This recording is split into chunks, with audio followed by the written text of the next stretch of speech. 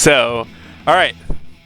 After many technical difficulties, we've started with episode 3 of Button Mashup, and today we have Gilbot9000. How's it going, man? I'm doing really, really well. Don't tell me you're a Potemkin player. Oh, I 100% am. All right. Well, that'll be fun. Yeah. So much fun. So here we are. We're playing Guilty Gear XX. The which original. I have not played this version. I've only played Accent Core. This is my version. This is true Guilty Gear to me. Oh crap! I picked the wrong color. It's no. That's.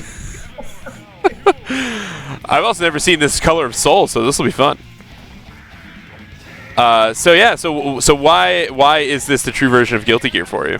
So I've always been a fan of fighting games since I first discovered what they are with Street Fighter 2. But this was the game that changed my perspective on it, from being very casual to trying to actually compete, to really try. All right. It also is the game that taught me how to embrace the grappler. Oh, right. You're part of the grappler crew, aren't you? I absolutely am. You and God of Grunts are sitting in that same bucket. Oh, absolutely. Also, they changed. I missed my confirm there. So this also, the Accent Core announcer is different. I don't know who he is, but he needs to go away and let my king in this game rock his do his thing. Because to me, this is the guy. It is a much it is drastically different.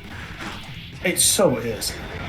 I was likening it to earlier or the other day when I was testing this game out to it's when Guile's voice changed in hyper fighting. Yes, absolutely. You already know? Sorry? I said you already know. Yeah. So one of the things that I guess is important to know about me is I'm extra, extra. Okay. There's no chill. We don't have it in my family generally, but especially I don't. Perfect. Oh, whoops! I just dragged and installed by accident. It's okay. I only have to live until it runs out. I did it twice. Oh, I just actually figured out what the command is. Okay, fun. Nice. God, God, I'm gonna die. Then I missed my did we just double anyway. kill? Oh. No. You have just the bare sliver. Not quite the magic pixel, but you do have some left. Look at this little mouse. So adorable. It's precious. So precious. So no chill in the family. No, absolutely none. And so I tend to be really sick. God, look at that! When I play, Yeah. My friend, one of my friends, drops a bomb, I'm like, oh my god! it just does not stop ever. So you're the perfect tournament hype man. Oh, I'm sure I would be. I never had the chance to commentate. You'll have to reach out to Pat Turd about that. I might have to. A few people say I'd be good at it. Yeah. Or at the very least, just my ability to be sociable. Oh, for sure. Oh, that's definitely for sure. Works. Oh, ow. I'll take it. It's fine. Not ideal, but oh my god. Oh no, this terrible thing. Oh, wow, it's not nearly as terrible in this game. No, it's not as bad as Strive at all. I think it's the bane of my existence. No, it's nothing like Strive's one. But the reason why this is the game. Is because to me, again, this is where I've switched from being hyper casual to actually starting to try to compete or become competitive, to be good, so to speak. So before that, I always just would fight the AI or go to a training mode if there was one, because me and my brothers are generally non-combative. Which just seems strange when one of your hobbies is fighting games, but in real life not super combative, don't like having to be mad at people. So we didn't have the nerve really to try and fight each other because we didn't want to make each other mad. Oh yeah, fair enough. And sometimes we would anyway, but we would just have a good time playing the AI, looking at all the goofy moves, all that fun stuff. But this was the game that got me starting to think that okay, I could actually handle competing with people and learning the game and having some fun with it. Oh. I had a friend, which if you've played 2D fighting games, Strive, Accent Core, Plus R, any Grand Blue, some Melty Blood, if you've ever run into Grinning Oni high up in the ladder, that's the guy. Oh. And so I met him through a mutual friend, and we show up and he's playing Street Fighter Alpha 3. And then another mutual friend of ours shows up with this game, and he's like, no, put down Alpha. Like, this is the real shit. We're playing this thing.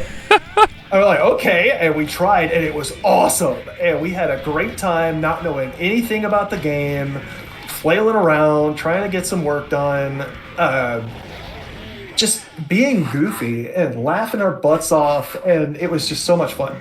Yeah, I think this game translates well for that. Just in the sense of, like, you know, you could kind of push buttons and mash out a combo and feel cool about it. Mm-hmm. Yeah. Yeah, especially because the progression is just punch, kick, slash, heavy, dust. Nothing to it at all. No big deal.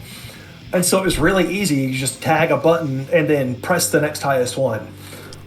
And understanding that this originated with, like, I think Marvel vs. Capcom's Magic series. Oh. Interesting. Like, this was the game where that kind of thing really started to, like, click. Oh, I see. Yeah. Oh, hell.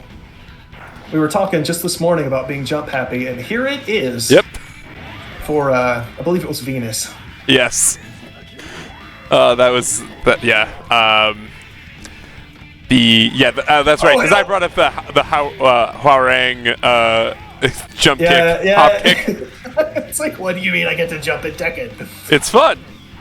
Because like the only reason I don't jump in Tekken is because jumping in Tekken feels anemic. It's like the one part where all the outlandishness of Tekken's, like, for all that it's more grounded in real fighting styles than most fighting games, like, the jumping is like, yep, that sure is just a regular dude jumping. Yep. And it's not as satisfying as, like, this. Yeah, where Soul jumps, Soul or Potemkin jump halfway up the screen. Exactly. You can do this. Exactly. Or like, I was about to say Bridget flying around the top of the social distancing. Exactly. Shout out to Humorous. Yeah. So I mean, I'm assuming Street Fighter 2, as you said, was your first fighting game. Oh, absolutely. Yeah. So, and it's goofy the way I even found it. It was almost an accident. My mother was taking me and my two brothers to visit our grandmother. And on the way, she had to stop at this gas station convenience store and pick something up. And we were, like, high as hell off, like, Sonic 2, Sonic 3 at the time. And so we're running around this gas station convenience store trying to curl in a ball like Sonic and all this goofiness. So she just hands us, like, $1.50. And it's like, I hear arcade machines in the back. Go play. And Street Fighter 2 was there. And we were like, oh, what is this? Because we had not seen it. And we're looking at all these characters, and it's so wild because there's a green dude. There's this giant hairy guy from, like, Russia, apparently, and we're like, oh, Russia's the bad guys because it was that period in the United States history. Yep. So we're definitely not playing him. There's two dudes in their pajamas that showed up, like, this is cool. And so we found, and then, like, we highlighted on Chun-Li, and it's like, oh, pretty lady. Bet that's who we're picking. so I picked Chun-Li, and so Chun-Li was my first ever selected fighting game character. Just pure thirst pick off a 6-year-old. And we're looking at the buttons, and it says, like, Fierce and Roundhouse on the right-hand side of the buttons, so those sound like strong buttons, so we're just literally mashing those two buttons because we want to hit really hard, right? Yep. Like, no thought, head empty, just, oh, that button sounds like it does hella damage, let's do that. And my twin looks at the cab, and there's, like, short move lists for all the characters. He's like, look, you can do a spinning bird kick, and I don't know what the hell that is.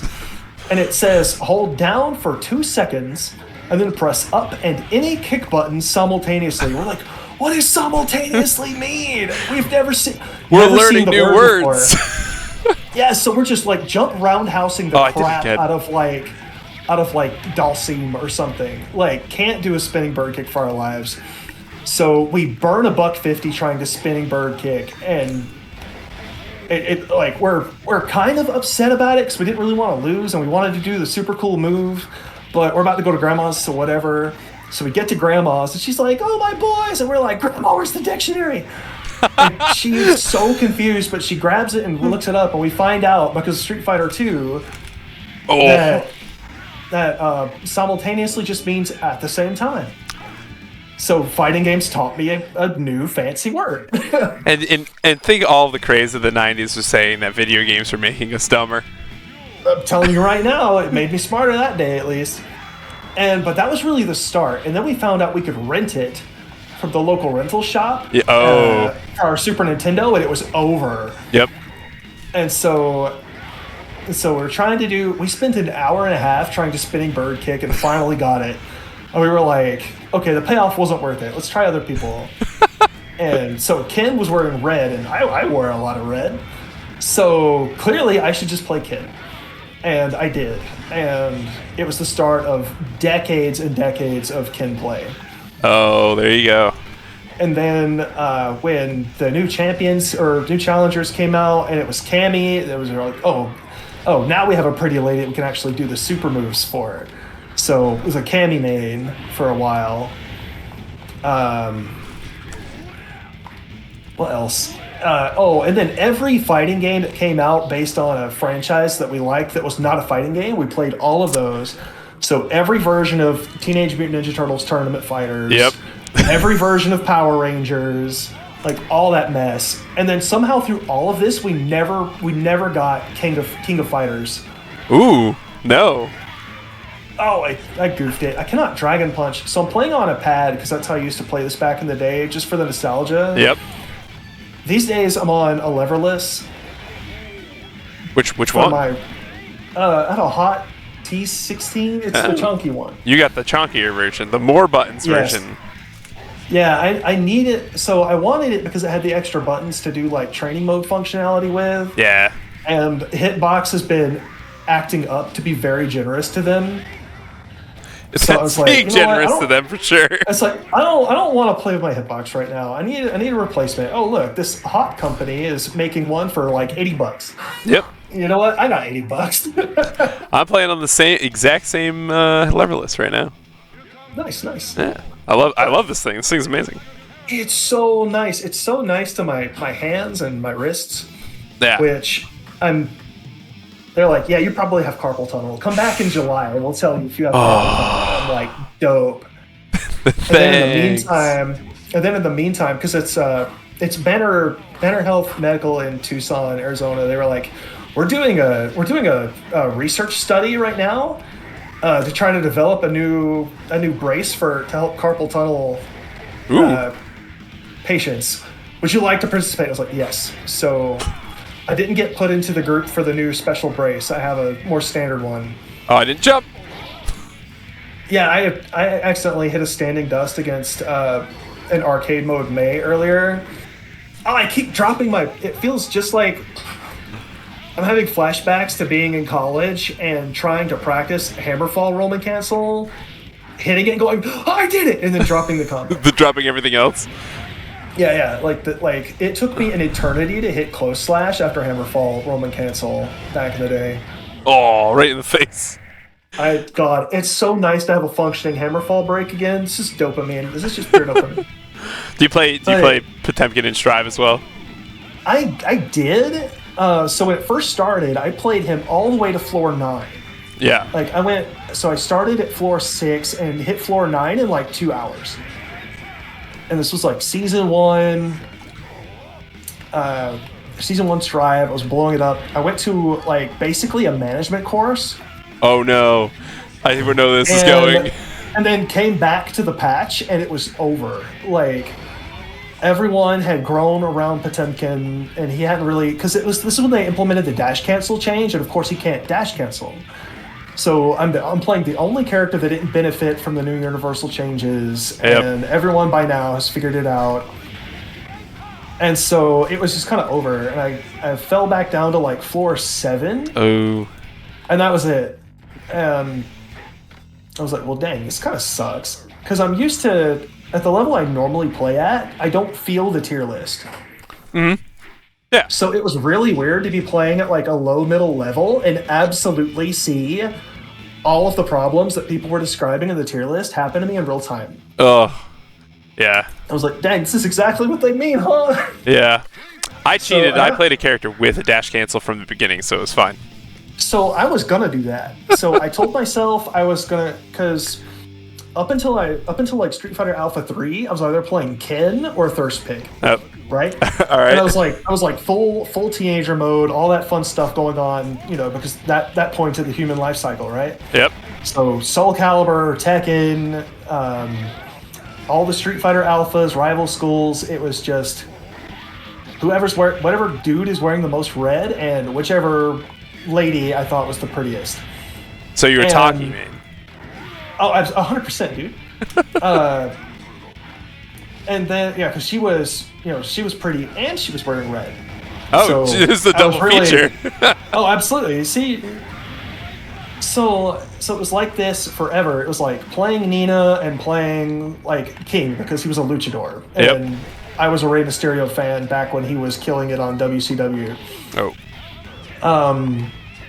And then in Soul Calibur, it was Kill It because he had red pants, and then I don't remember who. But anyway, this was like my life cycle, like fighting games, playing these characters very casually, fighting the computer. Sometimes fighting my brothers and friends when we felt like the salt wasn't going to get too egregious. Okay. And then I got tired. I was like, not playing Kid anymore. And then I missed Street Fighter 3, New Generation, and Second Impact, and then finally got back to it for Third Strike. And I was like, playing Dudley. And then I found out later that Ken was the best character in the game. And I was like, well, crap. Of course now he's the best when I've decided I'm done playing him. But I stuck to my guns. Dudley is like one of my all-time favorites, along with Potemkin.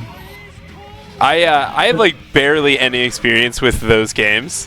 So like, I guess here's a question for you. Break down Dudley for me, because I kind of have an idea, but I've no experience with Dudley. So Dudley in Third Strike was very much exemplifying boxing as this like kind of stick and move, like punish your opponents for trying to hit you kind of thing. So the opposite of like ROG, where it was just like sheer brute force. Yeah, it's just sheer brutality on ROG. He's got a little more flash. Like he has a command dash called ducking, where he physically steps and ducks. He can go through fireballs, so he can get in on your fireball zoning and approach you that way. And then he had a really good standing heavy punch that was chunky, that would go a long way. Perfect for whiff punish. And then he had his machine gun blow, where he would zip forward and then do a series of punches into a launching uppercut. And which strength you did depended on like how the move would end and what Oki you got and all that fun stuff. You could call him Rushdown, like you could kind of play him that way, but I don't know, he's much more mid-range. Like you have to be patient to play him. Okay. It's just not who I am as a person generally these days, hilariously. I was way more patient as a younger man. I actually felt like I did something like useful there in that Dragon install. I would say you did. I kept thinking, oh, there's my spot, and pressing jab and getting counter hits. So. Yeah, so I guess I hate to make the comparison, because I feel like some Dudley fan is going to come out and be like, oh, God. But like, I'm happy to get well actually'd by anybody in chat. It's fine. Fair enough. It's I guess the thing that I've heard is the idea was that he's Ed's current incarnation is like a big mixture of Dudley and I guess Ed. Only in the sense that Kill Rush is an advancing command dash. Okay. But it doesn't have the same functionality as ducking. Even though Ed ducks, Ed can't go through fireballs with it. Right. The main purpose for Kill Rush is to advance and then use one of its 2 follow-ups, depending on your timing. Yeah. To either to launch for a better combo or I think knockdown for Oki. I don't know. I haven't played Ed very much since like week 1 of his debut. But then the other opposite is Ed can Kill Rush backwards. Can I have a Guilty Gear question. Did I just air dash in like mid like heavy like jumping heavy slash here? Yes, I did. I think you did. Okay, I just wanted to make sure I saw that correctly. Yeah, so Soul's JH, if it's anything like Accent Cores, is like 0 recovery. So yeah, I entirely believe that you did the move and then it ended and then you were capable of air dashing. I believe that wholeheartedly. Anyway, that's fun. Sorry to interrupt you. It was just very concerning. You're fine. I'm just going to drag and install every match now, apparently. I used to love drag and install. Just as a concept. I mean, it is a cool concept. Oh, ow. I'm sorry. Soul Bad Guy is just cool. He's very cool. He is cool as hell. Like, as much as I prefer, like, grapplers and brawlers as an archetype, and like, even other characters just for who they are as people. Like, I love Potemkin's, like, devotion to justice, equality, fairness, all that stuff. Yeah. And the kind of conflict that he has as an agent of his new government that he helped to establish, and how even now things aren't quite where he wants it to be ideally. I love that. Yeah. But Soul is so cool, dude. Like, the only thing that Soul lost to was a character with a dog. I'm telling you right. You're completely right. That's the only reason why that's literally the only reason why I played Giovanna when Strive came out. Yeah, just like she had the dog. She was like, I loved her like disaffected attitude. And then, God, what I don't know what I was about to say, but I like her moveset. Yeah. I loved her giant swing kick move with the dog. I loved her forward heavy like Rekka series. I liked that her skin turns green and she like kind of She-Hulks out. Turns into like that stuff rocks. Like that's awesome. And then her English voice actress is killing it. Oh yeah, it's. I tried to do the Japanese VO for a while, and I was like, nah, she doesn't sound bored enough. Yeah. So like the thing that sold me on Giovanna's English voice actress, like for all that was so amazing, was I saw her interacting with Leo, and I don't remember if it was her respect or her taunt, but she puts her hands up to him and goes, "Yes, I am single." And I was. It's pretty good. That was like one of her moments in story mode. Was like her boss is like, "Yo, put your suit coat on and button up," and she's like, "Well, how am I gonna catch a good man if I button up?" And it's like, okay, it's great. And then it's like to understand that her concept of a good man is Leo Whitefang. I'm like, all right, I see you, homegirl.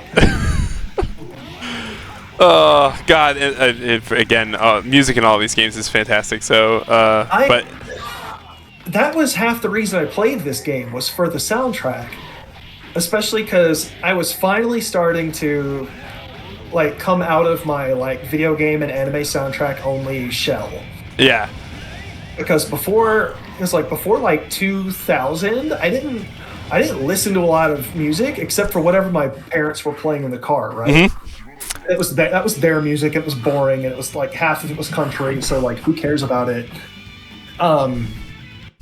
And then when Crazy Taxi hit the Dreamcast, and they had The Offspring and Bad Religion in it, yeah, I got a taste of like real music, like rock, and I was like, yes, this is great. And so then I went on Napster, for you old heads, and got the High Seas version of like 5-6 different kinds of rock and roll albums. Nice. And started to figure out about music. And then this is like right as I'm starting to graduate high school, get towards college. I used to be able to break right on top of people.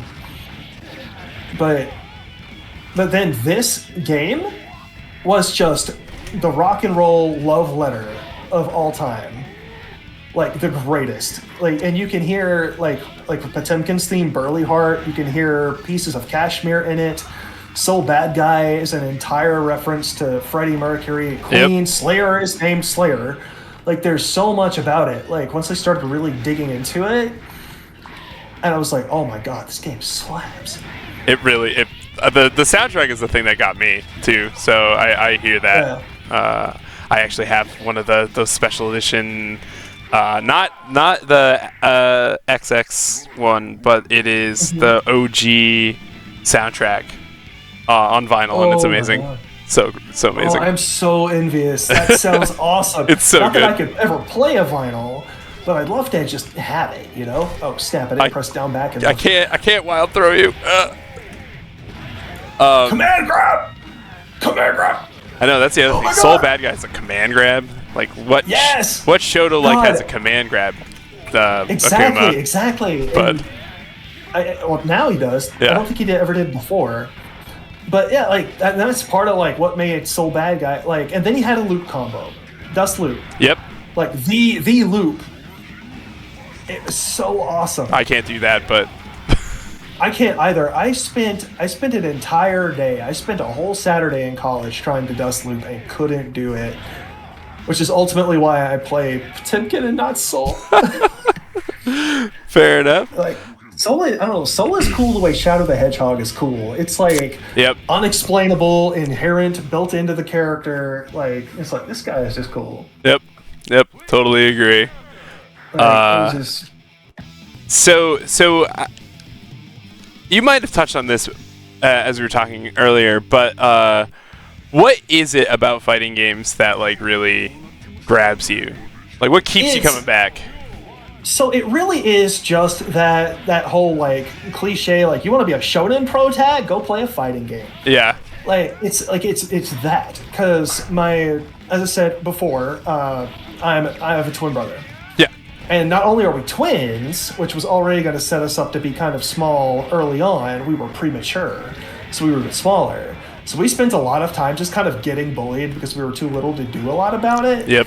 And so we got really deep into stuff like the Ninja Turtles, the Power Rangers, the X-Men, like Marvel comics, DC comics somewhat less, like all that kind of stuff. Like, you know, think about how cool it would be to like be Leonardo and be like this super cool put together leader guy who could just handle business, or like Cyclops kind of the same way, or like to be Ken and like throw a fireball at the guys on the playground who are being mean to me, like all that kind of mess. And like that's really what it was just feeding that I want to be the shonen pro tag guy. All right. I don't know what I was trying to do, but like that was it. And then that's also kind of why we would just go after the computer, was because we knew, like low key, just kind of knew it was a challenge we could win. And so it kind of helped feed that fantasy of being like the hyper competent, like too smooth martial arts combat dude kind of thing. And that's what it was at the start. But then later in college, once I got I think a kick would have picked that up a little better. But then in college, when I met people who I could be competitive with, who we could all train together, teach each other, like build our own little microcosm of an FGC, at that point, it kind of switched from this more, I guess, kind of, we'll say petty, like, wish I was cool enough to beat up my bullies kind of thing, to, like, being the Z Warriors. Yeah. Like, training together, like, building each other up, like, taking down, like, these other... Like, we'd go out to, like, a common area and find some other dudes who weren't part of the circle who'd be willing to play and just, Z Warriors! Like, that kind of mess. And it really just is that. Like, I get to be, well, not Goku, clearly, but, like, just to kind of be the guy. Yeah. And it's so rad. It's so rad. Yeah, you get to be the guy with a concrete, with the pole with concrete around it, and that also sets itself on fire. Oh, I forgot I have to press start. Oh, that's all right. I'm pressing A, like, what, like... Why is it not working? Exactly. I do it in Third Strike too on Fight Kid. So other fun question, though I have had a very fun conversation with you about this recently. So what other hobbies do you have that you want to share outside of fighting games? So other than fighting games, my main genre has always been like action, like whatever I could get. Like, so back in the day, action platformer, Mario, Sonic, that kind of thing. Yeah. And then as video games marched on, like 3D stuff, Mega Man Legends, hell, like the OG Mega Man X, like that sort of thing. Yeah. RPGs to a somewhat lesser extent, but that's really kind of it. And then now I'm starting to get an appreciation for the not Metroidvania. Like, yes, Metroidvania, but I mean roguelike. Oh, yes. And so I got a bunch of those I'll come back to now and then. Monster Hunter World is eating me alive to the tune of 1,765 hours and counting. That is eating you alive. Yes, there's a really sad story about it. Oh. a lot of those hours came about. But I do genuinely love the game, and I love playing it. And my brothers and I have recently, like, we got back to it, started completely new characters. We're getting back towards the end game. And that means I need perfect gear, which means doing all the optional quests, hunting this thing, that thing, like all this mess. Yep. And it's so satisfying every time. It's so satisfying. I'm playing new weaponry this time, new strategies. It's so good. And you're playing World, you said? Yes, World. Okay. Rise didn't grab us like World did, but we still enjoyed it, to be quite clear. I also play Dungeons & Dragons. I'm running an online game through Discord for group of my college homies and the one little trans homegirl that we've all kind of collectively adopted, because she's like, I want to play, but I'm nervous because I've never played before. It's like, we will teach you. Take you under the wing. Time. That's all you need. It's been a blast. She's having a great time. Oh, I almost reacted to the time to pick that up. But that's kind of what I do. Nice. I have let's keep the once an episode magic mention going. Yep. I don't play it myself, but one of my best friends plays it very competitively on Arena, and I love to watch him play it. Like, and it's interesting the way wrong buttons, I think. It's interesting the way that some of what he does in Magic reminds me of fighting games. Oh. And go for something and go, oh, I know what this is. Being able to tie it to some aspect of fighting games. Yeah. Like, if he's going for a control thing, I'm like, okay, he's zoning. Yep. Or if he's going for aggression, I'm like, okay, he's rush. Or he's mix. When he bothers to break out green, which mono green was his very first one with the giant creatures, I'm like, okay, here's our grappler brawler, because that's what I always think of when you're swinging for like a 10 power creature. It's like, yes. That is, that does feel about correct. Just like, I thought you would put you in the corner. Nope, not this time. Oh, that time maybe. Oh, this is gonna hurt. Oh, this is gonna hurt for sure. Yeah, that you can straight up play a grappler in Magic the Gathering now, because Zangief exists in Magic the Gathering. I'm so happy! God, like the Street Fighter cards and Godzilla cards almost got me to go buy Magic cards again. For the first time since like 1999. I almost bought Magic cards. I caved on that pretty hard. Blame you, dude. Magic is so in depth with its mechanics, especially these days, where there's so many interesting new ones, and then the art is always gorgeous. Always gorgeous, yeah. And then depending on the colors you do, I did the same thing you did. Yeah, depending on what color or colors you choose, it really sets a very clear play style that you can. But then, even though it's like a very clear, here's the concept for this color or colors, we have so much room to play within that archetype, and it really is a fascinating, beautiful game. I am continuously blown away by it. Like, I'm not to again make this a whole conversation about Magic, but there is. I've been playing for I want to say 14 or so years now. Dedication. And I've only ever really played Commander. I did play Modern for a period of time, but I like the goofiness of Commander, so that helps. Which is where like I made a Ken Burning Brawler deck as one of my Commander decks. That's perfect. I love that so much. But one of the things that I find insane about it is like situations like Commander, where it's just like, oh, we came up with these arbitrary rules on the side that aren't like officially supported by the game, and like we made this cool thing. And I recently learned about this format called Dan Dan. Have you heard about it either through your friend? No, or? I haven't. Okay. My buddies only play Standard on Arena. Okay. Because they have aspirations of competitive glory. Makes sense. So Standard is the competitive format. That's what they play. Yeah. So I guess Dan Dan wouldn't be in their radar. So Dan Dan is a deck, and I'm going to butcher this. So people who know what Dan Dan is, I'm sorry that I've ruined this. Say in the comments if you know what Dan Dan is. Yes. So Dan Dan is a 2-mana 4/4 that it checks to see if you have an island in play, and if you don't, you have to sacrifice it. Okay. So it is a singular deck that you play between two people, and it is just multiple copies of Dan Dan, and then a bunch of spells that either put Dan Dan back onto the top of the deck, or either put spells back on the top of the deck, or you can there's like counter spells and things like that. So it's all just on a entire blue deck. And all you have to do is connect with Dan Dan 5 times. Because it's a 4/4, so if you hit 5 times, that's 20 life. So they just say, oh yeah, you just gotta hit 5 times.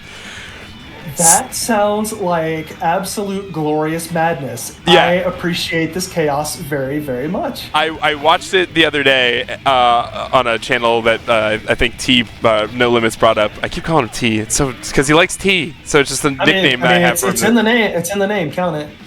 But he mentioned Tolarian Community College in that because I had made a joke.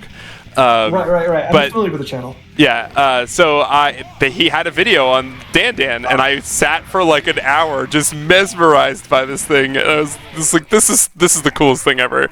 So yeah, like the fact that things like that can exist out of Magic is like amazing. It's incredible the flexibility that people have managed to find playing this. Oh, I almost got me. Can't Dragon Punch on pad anymore.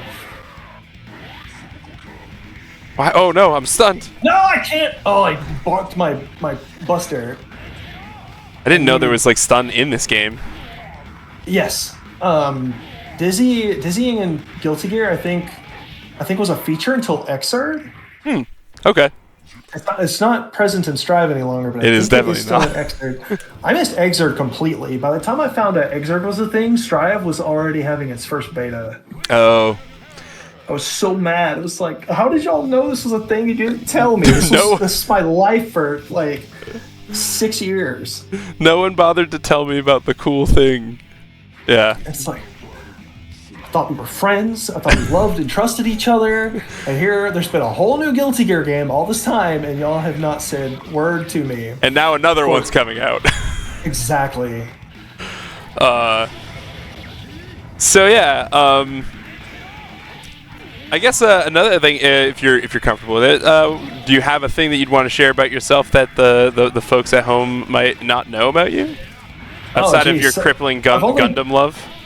Oh my God! Today has been such a good day for FGC Boomers. We talked about all the old '90s cartoons I used to watch and love, and how freaking weird it was, and giant robots and all this cool stuff. Geez, like.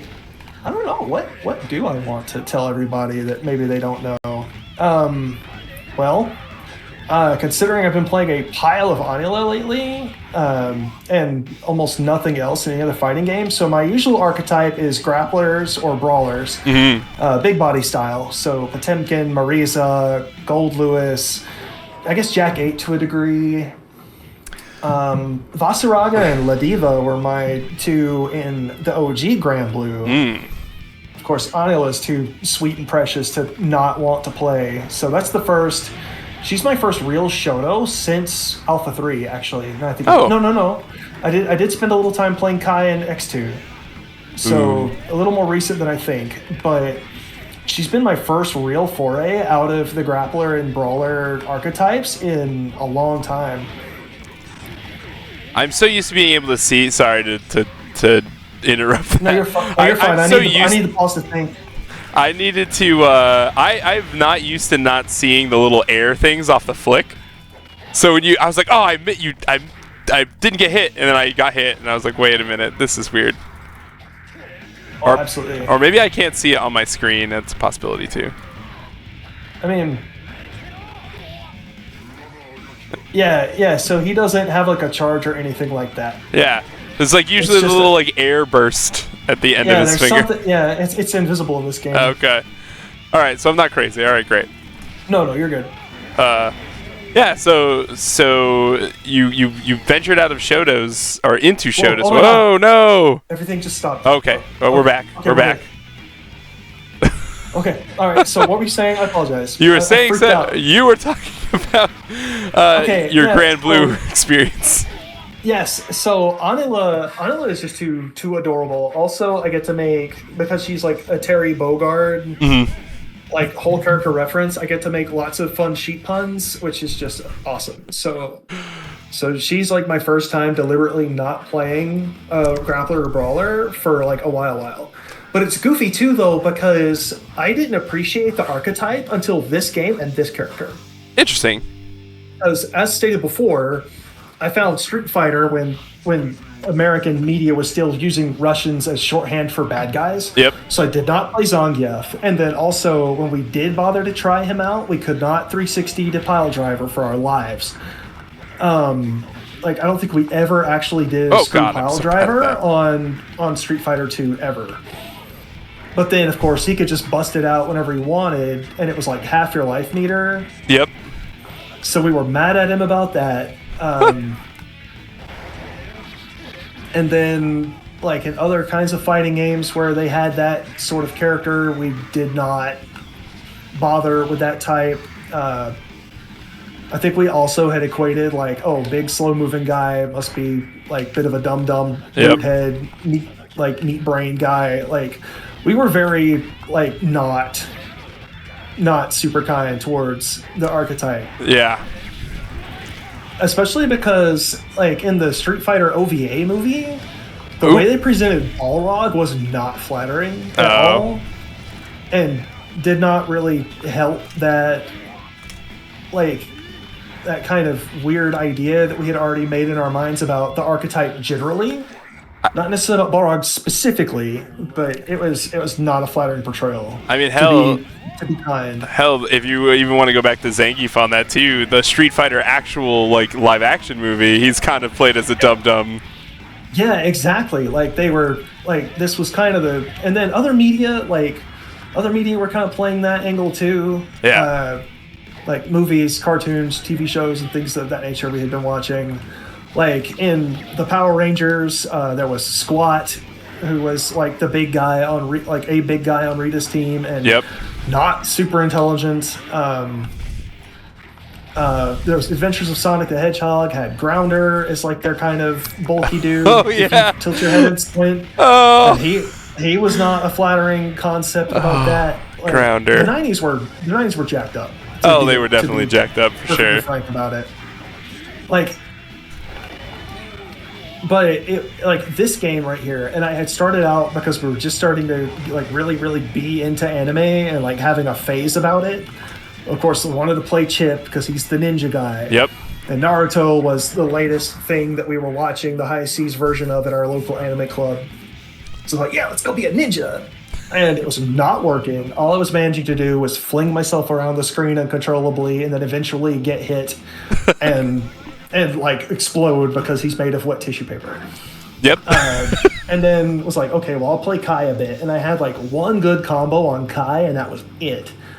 And I was starting to get a little tired of it because I was starting to remember the fatigue that I had from playing Ken for like an actual decade. Yeah. And again, my buddy Gurney Oni, he had the read on it. He was like, you should play Potemkin. And I was like, why? Because I was still thinking this whole thing like, oh, big grapple, brawler character, not not a super good archetype, like bad, ooh. Yep. And he was like, no, just trust me. Just trust me. I was like, all right. And I hit my first Potemkin Buster. And I was like, oh. This is what power feels like. That was good. Oh, it's perfect. And then, like, this move here, he had identified long before I could Roman cancel it. He's like, that's the key. That's what you need, is to master this one move and stopping it early. Like, the guy really was smart about it. Oh, that was sick. That was awesome. I was and I was like, I was so wrong. I was so terrible. Yep. And mentally, I'm thinking back through like Zangief, Balrog, Birdie, Beaumont, the big dude on the ghetto high school team and rival schools, like all these characters that I just dismissed out of hand for being burly and slow and all this mess. And I was like, guys, I'm sorry. I didn't mean it. I'll like come back. Hugo, like all these characters, I was like, man, I was a fool. What a fool I was. I mean, yeah, I would even say like that Capcom in general still kind of does that. If you think about they like, kind of do. Like Rufus, what the hell? Yep, yeah, Rufus. You had who was the other fun Abigail, right? Yeah. Like, kind of Abigail comes in making like car noises on Street Fighter V, you know? Yeah, it's like, what are you doing? Yeah. Like, y'all are being very unkind. Yeah. But you know, thankfully, it seems like it stopped. Yeah, I mean, Street Fighter 6 is much better about that stuff for sure. You could make that joke very easily about Marisa, and that is not the case. So. Oh, not at all. And it's so fun too because Zangief and Honda, like I've always been a fan of Honda. I love his big fun personality and all this stuff. And I love how he and Zangief, like the big dudes that like people generally just kind of want to call like a waste of a character slot in these games, are some of the most like, and they're all the mentors in World Tour are fairly positive, but these two are on like a different level. Yeah, for sure. Like Honda reassuring you about a loss. It's like, no one ever got strong without losing, so don't lose hope. It's like, he's speaking to me. And then Zangief, like especially because I had started to exercise more in the interim between the last time I played a Street Fighter and now. Zangief, like encouraging your character to like press through and endure and persevere, and he's down there like left. It's like I've been on both sides of that in the gym. Yeah.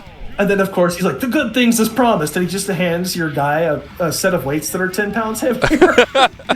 That's awesome. I don't think I did any of his stuff in that. It's very good. That's awesome. And then the like his outfit 3 is from an anecdote he tells you in World Tour about how like one of his main hobbies is he loves to read. And there's a whole series of art of him like wearing his suit and his glasses in the library, just doing the thing. Yeah. Like reading hella books, and he's like, yeah, I go through X many of them a year, this that, and it's like okay. That's awesome. And it's really awesome. It's very positive. I find that the thing with Street Fighter 6 in general is like a lot of the characters are just very positively oriented, unless you're Ken. Yeah. Ken's like such a grump. Like the only other place where I've found like outright hostility, hilariously, is Luke and Jamie. Like both of them generally fairly positive. Jamie's got a little more attitude on him because I think they're trying to play that arrogant kung fu master trope with him a little extra. But yeah, like people just like generally very chill and positive towards each other, which is nice. Same with Granblue. That's part of why I just kind of like Granblue characters generally. Yeah. Like Vaseraga, by his appearance, I was expecting something a little edgier to go along with his scythe. But no, he's just a chill homie with big armor and a big scythe. He just looks scary. Yeah, exactly. Puppy dog underneath all that. It's really nice. I fell in love with Thane when they released him just because of his just like general like goofy. what was Humor calling him earlier? Or someone The golden retriever boy. Yeah. It's such a good concept to describe him. I absolutely adore it. One of my favorite Grand Blue moments when I was like learning how to play him, and I was just playing through the story as him. Vera, like Vera's stuff with him is so very funny because she's Vera like weird. Yeah, I mean she should. Yeah, like her personality archetype is one that I've never really quite gelled with in anime. Yeah. So, of course, half my friends play her. So they get to look into the crazy eyes, like with extreme frequency.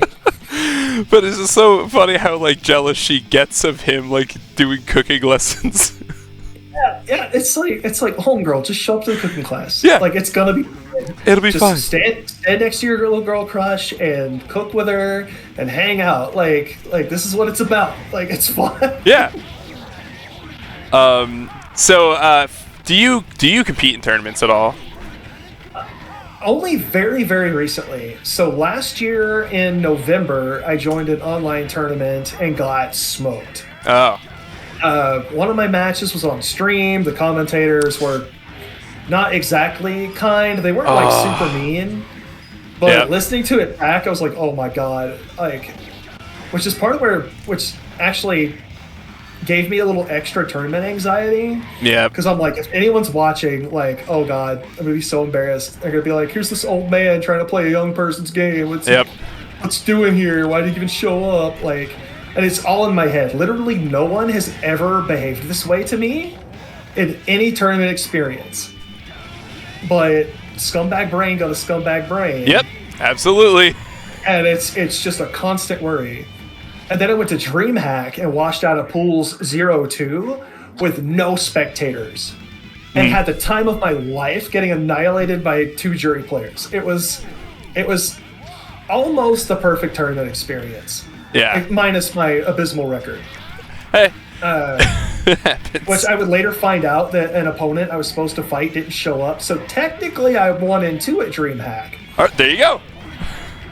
But I didn't find this out until like mid-January. One of my work homies was like, yo, so I looked up the bracket and it says you're 1-2. I was like, that's a lie. I lost both my matches. So I go look. So he comes. He's walking on crutches at this time because he's had a hip surgery. He crutches himself down to my classroom and shows me the bracket on his phone.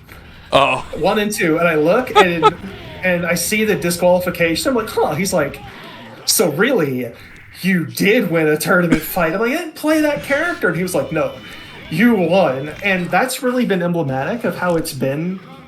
Like someone, I don't even remember who it was at this point, a whole month ago, where someone was like, hey, I mean, that sounds like you made a double perfect to me. And I was like, you know what? You're right. Yep. First step to winning the tournament is showing up. Exactly. Yeah. You know what? You know what's goofy? At DreamHack, I met Hotashi. Oh, that's cool. Hotashi was in my pool. I didn't fight Hotashi. But he was in my pool, so he was standing around, and I was like, you're Hotashi? And he was like, yeah. And I was like, I've been watching you play some Arisa lately to try to get ready for this. He was like, oh, that's cool. I'm glad to hear it's helping. I'm like, yeah. And I was like, but bro, I'm so worried. I'm just going to go 0-2. And he's like, there's no shame in that. Yeah. And I was like, what the hell? Because, like, he doesn't talk, like the match footage I was watching, like, he was kind of talking some. But then, like, most of what I think about him is, like, Twitter.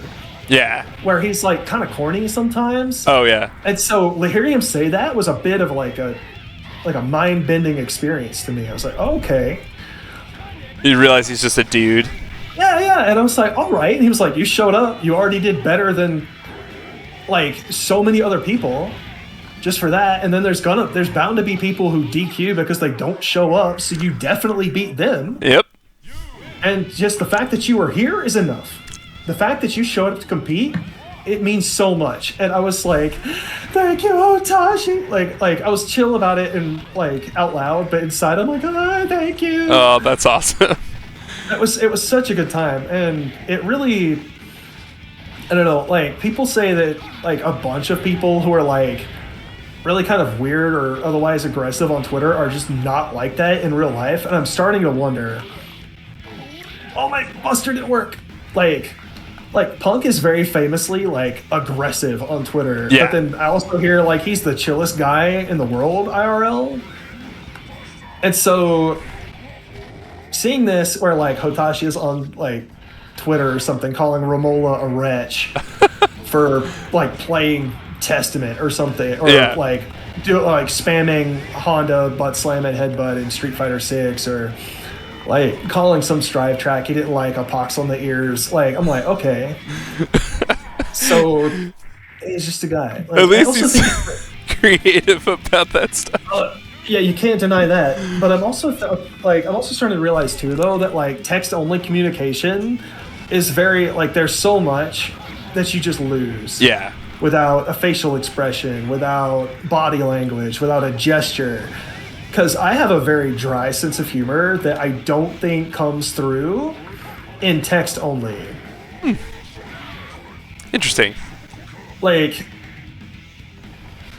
I'm like, oh, well, that's fantastic. I love that for you. That's so amazing. Like, when somebody is, like, when something heinous is going on, I'm just like, fantastic, perfect. This is the best occurrence of all time, and it should continue. And I'm being very sarcastic and dry about it in real life, but then in text, it's like there's a non-zero chance that somebody takes this at absolute face value. Yep. So like I can't be that way online in most spaces, especially places with like an extreme character limit, like Twitter, Blue Sky. It's like there's no nuance here. I need to be quite clear. That is a lesson that I definitely did learn. I think like that ends up translating into like I think for our generation as a whole, just like drastic amounts of like emoji use. Well done. Yeah. I'm still doing XD. Yep. From like the early 2000s, just so people could see that I have this like big extra kind of like grin on my face. Yeah. As I'm saying it. Yeah. Exactly. Yeah. So. All right, I'm going to ask you this question because I like it, and especially seeing as you have expressed the characters you gravitate towards, right? But if you yourself, Gilbot, were a fighting game character archetype, what would you be? Like so the low-hanging fruit, the easy answer is just to be a big-bodied grappler brawler, right? Yep. Because I'm like, in real life, I'm kind of a big dude, like 200 to 210 pounds, depending on how I'm eating.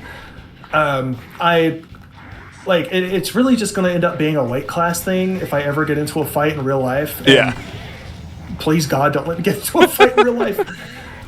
But I also find that's the style that I enjoy the most in fighting games, to the point where when my brothers wanted to get this concept of starting like content creation or streaming or something, we went for this like Sentai robot thing where it was the concepts were favorite color and favorite combat video game style. Okay.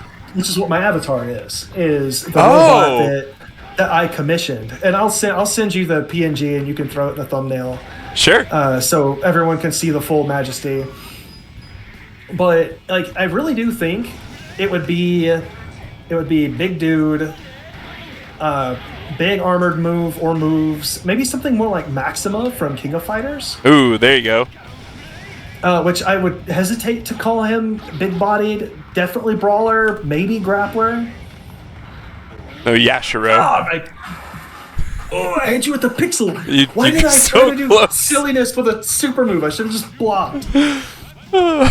It was very good. Distracting you with a very in-depth question. You were. Your metatextual mind game is absolutely working. So I guess the easy answer is that, because I already have like a character select portrait, I suppose. Yep. Barring that, I would want to be whatever Dudley is, even though I can't quite quantify it. Like, because he's not quite full brawler, even though he can hit like a truck. He's not full rushdown because he doesn't have the movement speed either in a burst, like a fast dash like Makoto, or little zombie homegirl from Killer Instinct. Why am I blanking on her name? Yeah, I know who you're talking about. Oh, now now I'm thinking too hard. God, Not Sadako. Something. Hisako. I think Hisako. Yeah. Like, so like Hisako, even though her like walk speed is the slowest in the game, her like dash is insane. Yeah. Makoto, same kind of thing, like slow walk speed, mad dash, and then you've got people like Chit and Milia who just, even though all they did was like double tap forward and hold it, they like teleported to you. Yep. Like Dudley doesn't have movement like any of that. So I would hesitate to call him a rush down, but he's also not exactly mix, even though he certainly has it in the corner. I don't know, but third strike Dudley, to be very specific about it, would be my next option, and frankly, maybe even the option, because I haven't had an experience like that ever. Like, not before, not since. Playing Dudley was such a fun and unique thing to me. And I think because I can't neatly space him into an archetype. But that sort of, maybe something like that would be rad. All right. It makes me curious that you didn't pick Steve. So Steve Fox, I think if I was more of a Tekken head, I might lean more for Steve's style of boxing. Okay. But I missed him completely in the games where he was strong. And here in 8, he's kind of like lower mid, though a patch is about to hit, I hear. So maybe that'll change. I did try him for a handful of hours in Tekken 8, though. Mm-hmm. And I had fun, but the extra bit of struggle was kind of a lot. Yeah. Compared to something like Jak 8, where I can do something a little more conventional, because I have not sincerely played a Tekken since 3. Oh, okay. Didn't have the means, whether it was money or console, to play anything past that. Oops. Okay. So I've missed like ages and ages of Tekken. That's one of those legacy games too, right? Like, yeah, exactly. Where if you haven't played it since the time where it was very popular, you're going to be left behind. Precisely. Yeah. I can't play Steve for other reasons. Right. But I don't know enough about him to really have a handle on how I would want for, like, if I was like in 2D. Jeez, that updated Gunflame. I forgot all about that, even though you've done it like 8 times this set. I know units of fighting game. Yeah, fighting game time. Battles.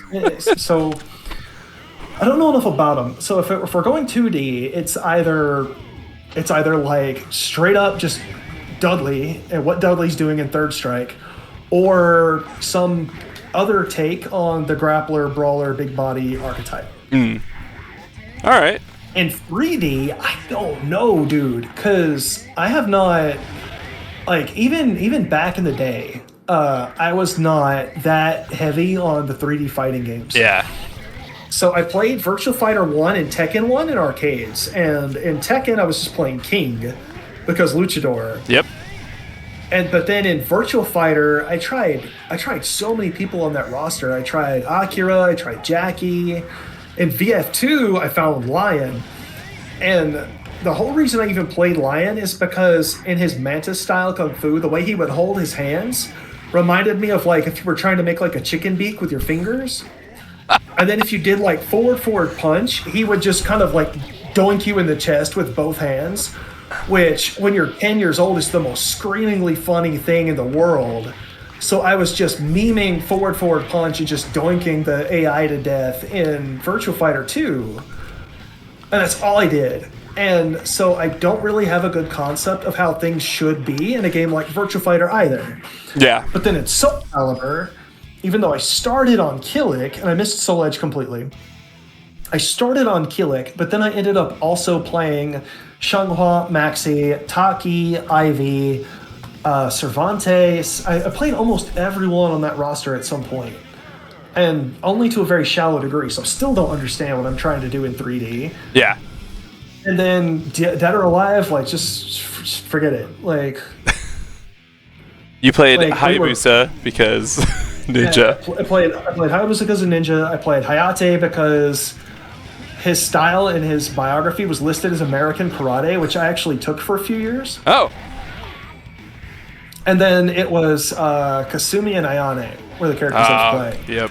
And I never even considered Bass Armstrong, even though this was before I found out what an absolute terrible person Hulk Hogan was, and he was like a Hulk Hogan pastiche, and I used to love to meme at people about. So my Magic playing buddy, his name's Max. Max is a philosophy major, and he loves to get to talk about it to literally anyone, regardless of their level of knowledge or like elocution or whatever. Like I don't speak well, and I'm not good at these kind of deep thought topics. But he would love to talk to me about it anyway, and for a long time I would just refuse. I was like, no, I'm going to embarrass myself. You're going to have to explain and teach me so much. I'm not going to hold it all in my mind. You're going to be frustrated. So one night, we've been hanging out, and I'm like, you know what, bro? I'm going to throw you a bone. He goes, what? I'm like, I'm going to talk to you about philosophy now. He's like, he sits up. He's so excited. I'm like, okay, dude. I got a philosophical question, very like burning, keeps me up at night lately. And he's like, I can't, what is it? I'm like, what am I going to do when Hulkamania runs wild on me, brother? And he got so mad. He just leaned back in his chair, covered his face with his hands, like, and this was like a little bit, like a few years after, granted, but we were on like Dead or Alive 4 or 5. My girlfriend at the time was like owned it and played the crap out of it. The absolute meanest Lei Fang player I had ever seen in my life. I never beat that woman in a Dead or Alive match. But like I never considered him as like an option, in spite of him being, I guess, DOA's answer to the archetype that I would eventually enjoy. Yeah, the luchador wrestler. Like the brawler and grappler. So I genuinely don't know how it would be in a 3D game. Maybe a big slow guy, but big slow guys seem to suffer in 3D more than they even do in 2D, because now they're getting to be wide in addition to being tall, so their side steps aren't as effective and things of that nature. That one glancing side attack and it's all over. Now you're locked in combo. I have never successfully sidestepped anything as Jack 8. But why do you need to? Yeah, it's just I'll just Gamma Howl and tank the hit, and then do what I feel like after. Yep. Armor, baby. Armor is such a fun mechanic for people who have it. And it's miserable for everyone else. And see, that's part of what makes it fun, though, is this is not Strive Gigantor. Come on now. Nope. Oh. Okay, Run Up Dust is not working. No. I even tried, well, I can't Run Up Dust, but I did try it on your approach, and it also did not work. Oh, nice. Oh, nice. Oh, I cannot believe that hit you. I pushed it and was like, oh, I'm too far. And then it hit anyway. All right, so last question. All right, let's have it. I'm ready. One tip you wish that someone told you when you first started playing fighting games. So, for kid me? Yeah, I both use. I would have told little kid me to worry like way, way less about like making people upset and things while playing the game, and just play the game, because ultimately it's fun just to kind of mash buttons and screw around. And so just to like really enjoy, like lean into it, enjoy it, because that's more or less what I was doing even up to like my like teens, before I met my one group at college where we started playing this very heavily. Yeah. If we're talking about when I restarted fighting games there in college, I used to be able to pick up off that wall bounce with a punch or a kick, and I have not hit it at all tonight. I would absolutely tell him to like put real effort, you know, like encourage that in him, but then also tell him to like be a little more humble. Yeah. Because it did get to a point where I was one of the better people in the group, it was kind of like low-key big-headed about it. Like, I wasn't lording it over my friends or anything, but I'd be like, yeah, I'm so good at fighting here at the college. And then I don't even know if it was actually any good or not, but I would have told him to relax himself, because there were a few times out in like a common room where I'd get washed and would be upset because I'm the good player. Yep. So I would have told him to back the hell up off on that. Just be chill. It's like, so I guess in a different way, just relax and have fun with it, I guess, is the TLDR for both of these iterations of past me. Yeah, even though the contexts were wildly different. Yeah, I think that makes it like even better, right? Like, I think there being a middle ground to all of these things is super helpful, especially when it comes to those things for yourself. I didn't go as far as I thought it would, and especially because now soon to be 40-year-old me is still struggling with this concept, right? Yep.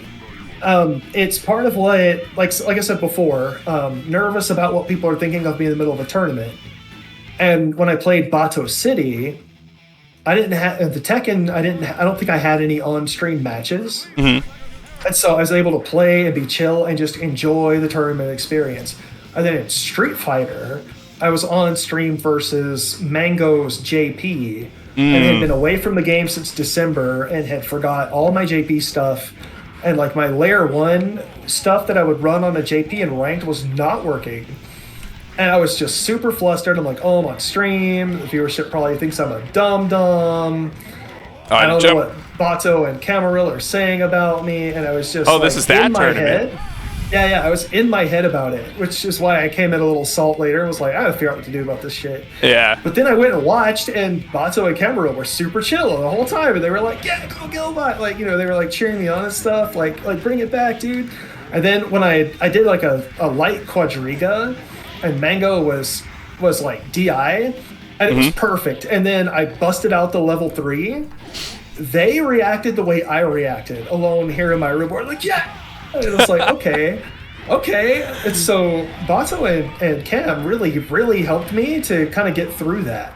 That's awesome. And then at Pinkest Squares, because Bato and Cam were chill, and I had been tuning in on Humor and Earth and Right. Yeah.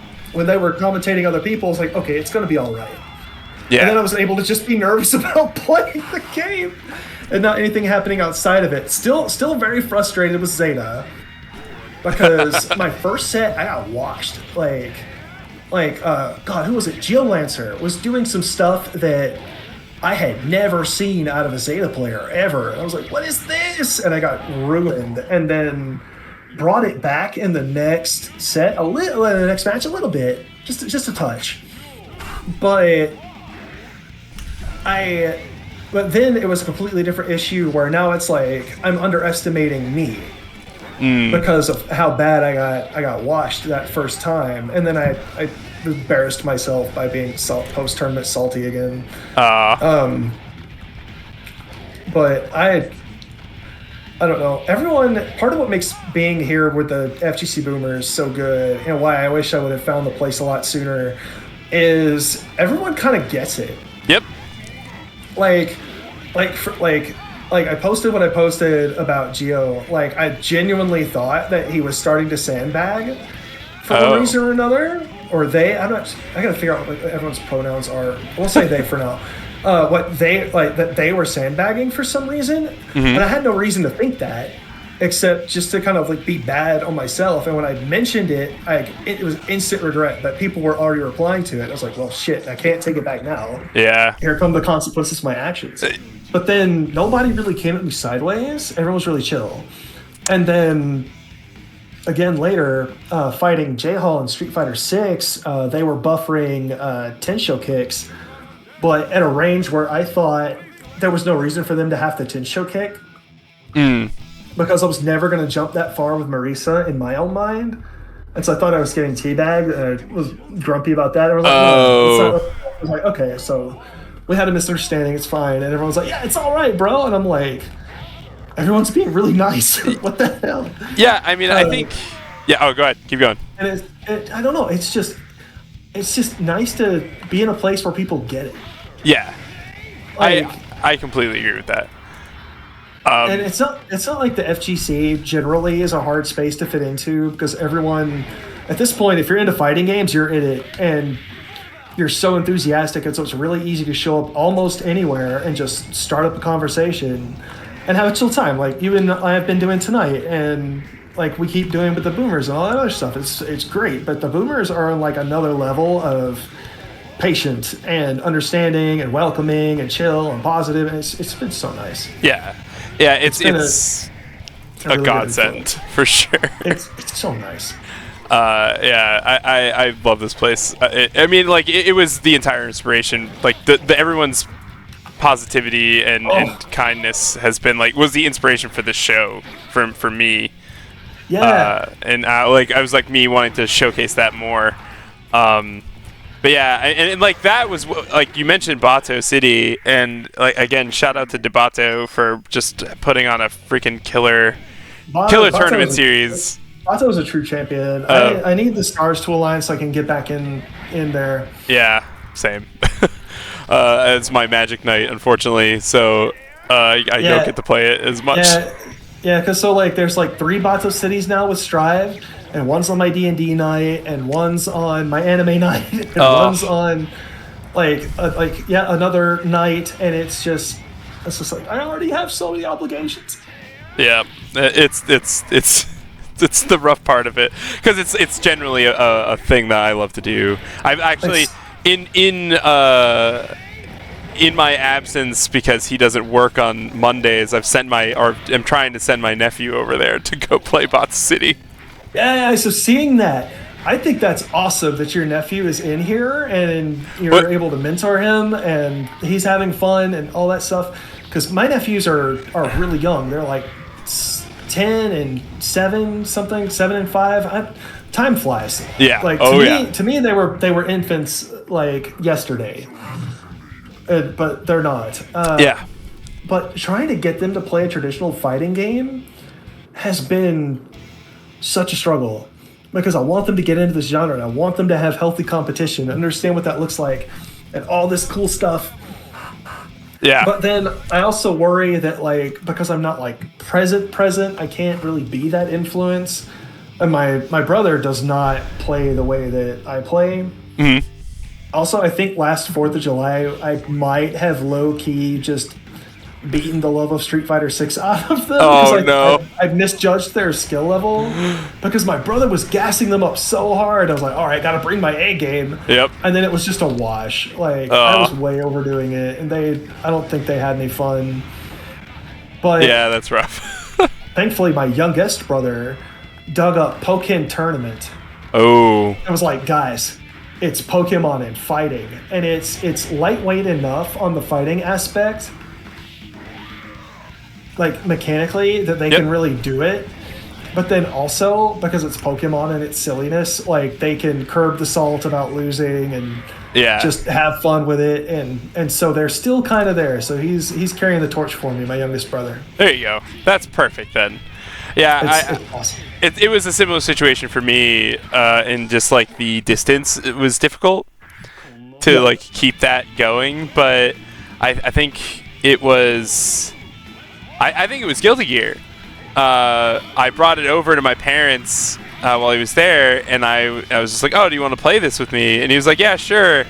And he kind of started enjoying that, and so he started playing. He started experimenting with other things. Outside of my time, I'm like, ooh, did the bait get taken? Yes. And then, then he went to ECT with me last year as just a spectator. Yeah. And then that's all she wrote from there. Like he's been enjoying himself the Ed. So Ed is fun. Ed is so fun. So he's been having fun with that. It was kind of funny because I was like trying to be like encourage him, be like, hey man, I understand the control schemes are hard and whatnot, and you should just play modern and like it'll be fine. And then we were at ECT, and he was like just playing modern Cammy with the people there, and he was like, if I'm gonna learn how to play this game, I'm gonna learn how to play classic controls. And so he's just been playing classic controls ever since. And I'm now watching the fruits of that labor unfold, and it's awesome. I love this story because it's like people are like, oh, you really expect people are gonna go jump from modern to classic when modern is so much easier? Yeah. But the plan worked. Yep, it absolutely did. You're modern hooked your nephew in, yep. And then your nephew was like, I want the next level of challenge. Yep. I want to play the quote unquote real. The real game. Like with giant exaggerated air quotes. Yeah. Because modern is also the real game, but it is absolutely. Let's not mince words about it. Yeah, perfect. But it worked, and that's so awesome. Yeah. I think for him, he saw the things that were happening in the game, and he really... There were like parts of it that he was just like, oh, I want to be able to do that, and then that was... Yeah, right? Yeah. Like that's so good. Like that moment there, that's the hook. Yep. I think Majin Obama was doing a thing about just let people do cool stuff in a fighting game. It's fine, guys. Yep. We don't. Yep. Absolutely. But that was kind of what got my young nephews into it too, because I was streaming at the time, and I got a beta key, and I was just in a lobby playing Luke because I didn't have anyone else really that was interesting to me. I was like, screw it, I'll just play Luke. And they were watching me with my brother. And they were like, this looks cool! And so I was like, all right, well, they're talking about having an open beta for literally everyone. Yep. So if we get that, we'll get your dad on it, and then y'all can come play with me here in the lobbies.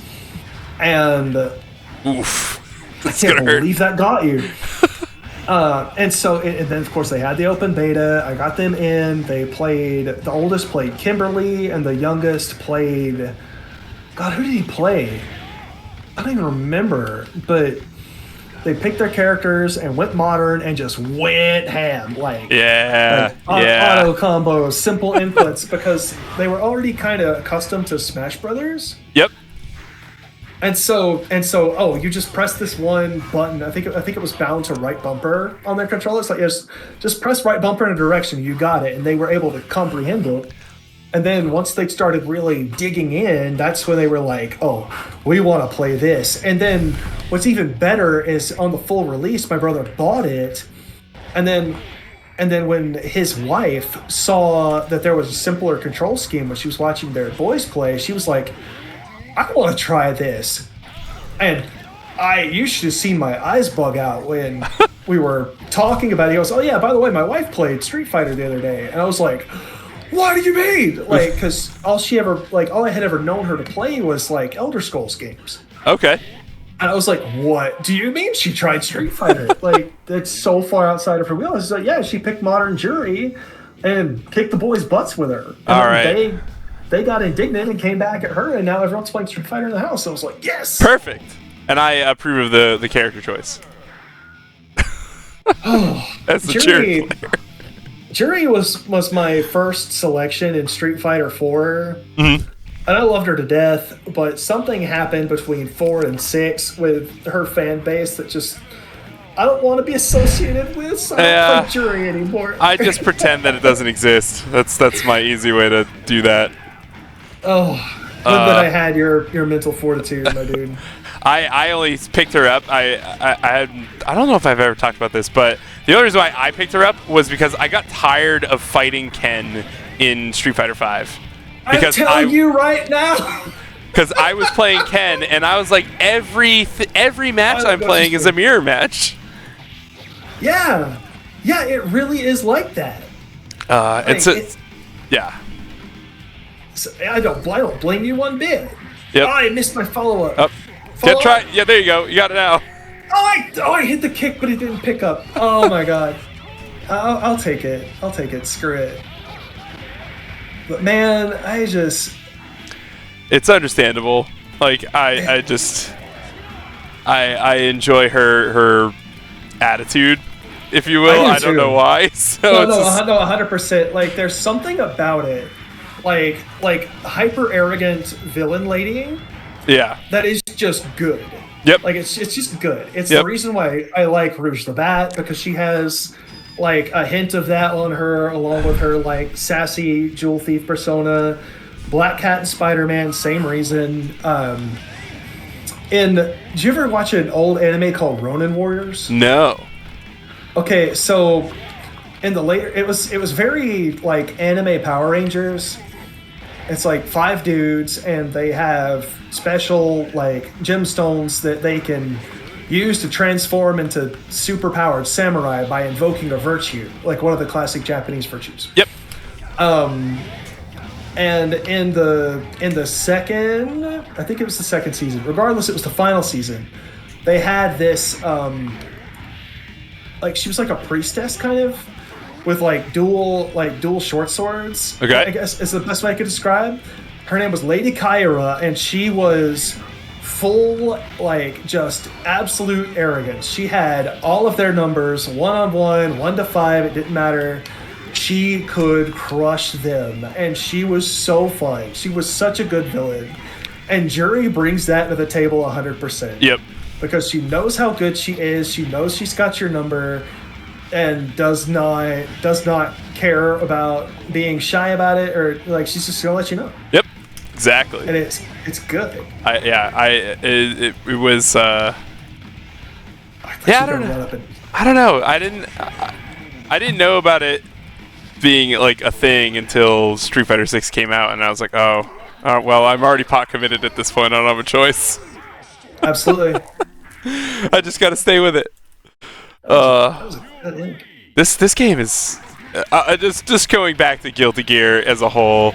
I need to play more Guilty Gear in all of its incarnations. Big same. This is absolutely reminding me why I fell in love with the franchise to start with. But these days I'm playing Gold Lewis.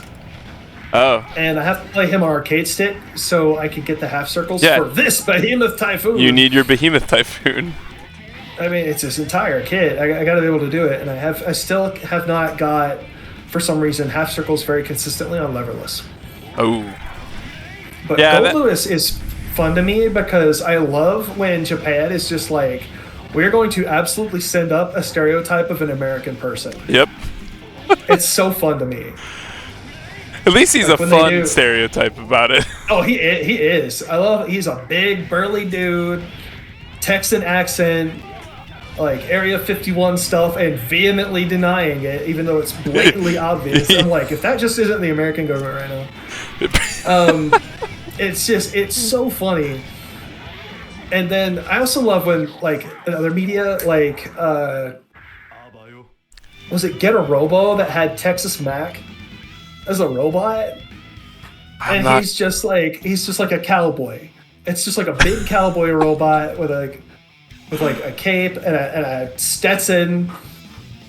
I'm not familiar with it. God, that sounds amazing. I was gonna remember. It's awesome. And their pilot speaks as much English as they could possibly fit in his dialogue. like just gratuitously all the time. One of my favorite Texas Mac scenes was there's something in space that they're trying to destroy.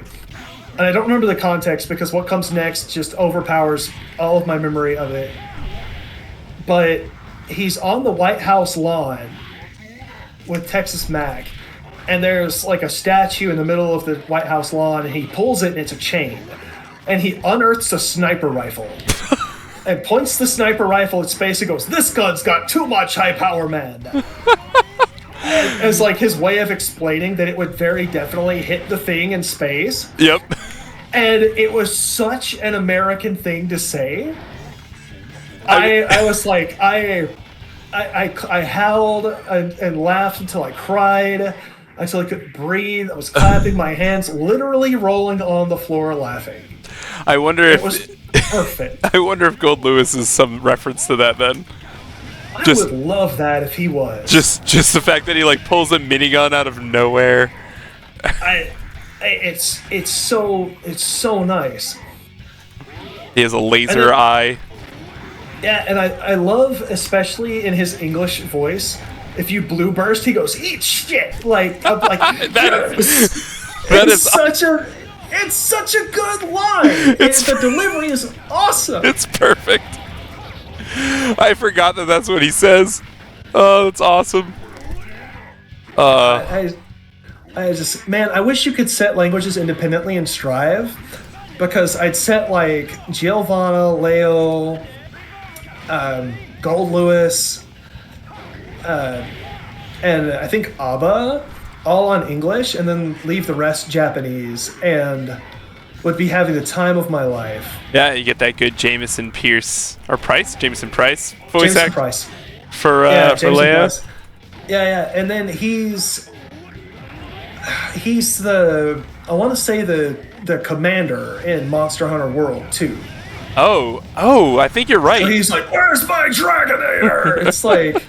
It's like, sir, you're so epic. I love you. Oh, he's great. I was a Garen main for a good long time in League of Legends, so Jameson Price is He's such a king. My wife watched all of Seven Deadly Sins, and he's a voice. He's like an incidental voice in that. So the episode where he debuted and I heard his voice, my wife thought I was going to snap my neck turning around towards the TV.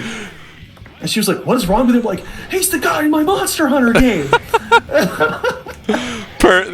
But I love those moments too. Vampire Hunter D, Bloodlust, learning that like John DiMaggio is like two different characters in that. I love John DiMaggio. Yep. Hearing him as the Scotsman in Samurai Jack is, I don't know if I'm ever going to hear a more perfect voice performance for that sort of character. Like, just who he was as a person. Yeah. It's great. And then I loved him as Jake the dog too. Because it was such a different vibe from the Scotsman, from Bender.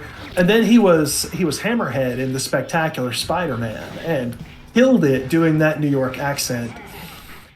And then that just made it better in Spider-Man Shattered Dimensions, where they got every single character to be reprised by someone who had played the character in a different medium. Oh, interesting. So all the Spider-Men are unique Spider-Man voice actors. Oh, that's actually kind of awesome. All the villains are reprised by people who had played them in the cartoons. Oh. So John DiMaggio reprises Hammerhead. Oh. Yeah, I love John DiMaggio, so I will have to check that out at some point then.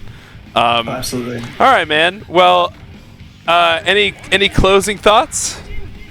I don't know. Like, Boomtown, keep being good to each other. Like I am genuinely happy every day of my life that since I arrived that I did arrive. Yeah, I think a lot of people feel that way too. So y'all are the coolest. I'm so happy to be here. Jokerbomb, thanks for having me on. Yeah, you startled the hell out of me inviting me on this show. I did not expect it, like, at all. I've gotten that reaction a few times now. But I'm so flattered and so grateful, and I hope you had as much fun tonight as I did. Dude, I had a blast, for sure. Despite technical difficulties in the beginning. Oh my god, like fighting Naomi to get this thing going was just a minor nightmare. We played a set or two against Flycast before we started. Oh, we absolutely did. And Flycast is up like X and 1. Yep. All right, man. Well, again, I appreciate you taking the time to do this, and it was absolutely my pleasure and privilege. Yeah, and I'll see you around the server. Oh, absolutely. All right. See you, everybody. See you, homies.